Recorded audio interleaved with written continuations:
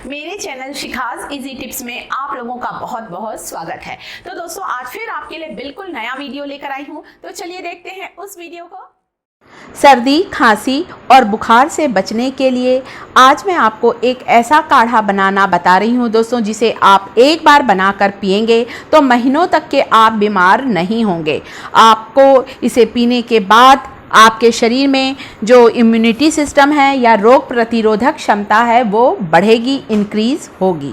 तो इस काढ़े को बनाने के लिए यहाँ पर दोस्तों मैंने सबसे पहले लिया है एक दालचीनी का टुकड़ा। दालचीनी जो कि हमारे मेटाबॉलिज्म को फास्ट करती है और हमारी रोग प्रतिरोधक क्षमता को बढ़ाने में मदद करती है। 4 लौंग ली है, 4 काली मिर्च ली है। आयुर्वेद में तो काली मिर्च का बहुत ही ज़्यादा महत्व होता है और तीनों चीज़ों को हमें खूब अच्छी तरह से कूट लेना है। ये देखें, खलबत्ते से काली मिर्ची, लौंग और दालचीनी, तीनों चीज़ों में बहुत ही ज़्यादा गर्मी होती है और इस समय हमें अपने शरीर में भरपूर गर्मी चाहिए। जितनी ज़्यादा हमारी रोग प्रतिरोधक क्षमता स्ट्रांग होगी, मजबूत होगी, उतना ही कम हमें इन्फेक्शन होगा और हम वायरस के इन्फेक्शन से बच सकते हैं।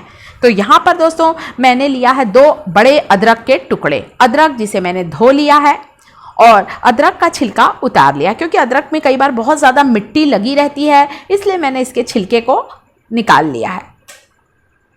तो बस एक ग्रेटर की मदद से अदरक को हम ग्रेट कर लेंगे, कद्दूकस कर लेंगे। और यहाँ गैस के ऊपर मैंने 1 गिलास भर के, एक बड़ा जग भर के पानी लिया है, क्योंकि काढ़ा हम थोड़ा ज़्यादा पानी में बनाएंगे, क्योंकि उबलते उबलते ये बहुत कम क्वांटिटी का हो जाएगा। 10 से 15 मैंने बिल्कुल फ्रेश तुलसी की पत्तियाँ ली हैं। तुलसी जो कि एंटीबैक्टीरियल होती है, एंटीसेप्टिक होती है और आयुर्वेद में तो तुलसी का बहुत महत्व है।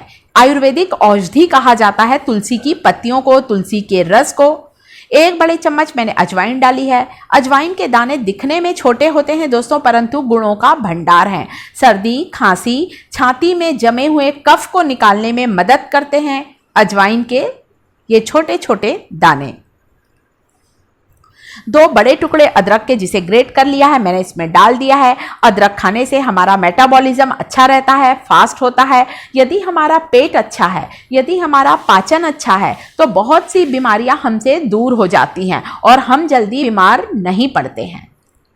साथ ही लौंग, काली मिर्ची और दालचीनी जिसे मैंने खूब अच्छी तरह से खलबत्ते में कूट लिया है, उसे भी इस काढ़े के पानी में मिला दिया है।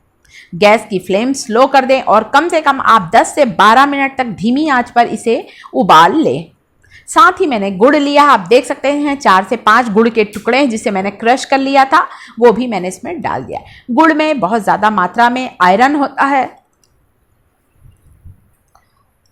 और अब आप देख सकते हैं काढ़े का पानी बहुत अच्छा उबल रहा है दोस्तों। यहाँ पर मैं डाल रही हूँ 1 चुटकी हींग जिसके बारे में आपने सुना ही होगा। खाने के स्वाद को बढ़ाने के साथ ही साथ बहुत सी बीमारियों से हींग हमें बचाती है। और इस काढ़े में मैंने सभी आयुर्वेदिक औषधियों का ही प्रयोग किया है। आप एक बार इसे बनाएं दोस्तों, आप देखेंगे, आप इसे पिएंगे, यदि सर्दी, खांसी, बुखार होगा तो बिल्कुल ही गायब हो जाएगा। तो काढ़ा बनकर तैयार है। अच्छा 10-12 मिनट मैंने इसे उबाल लिया है।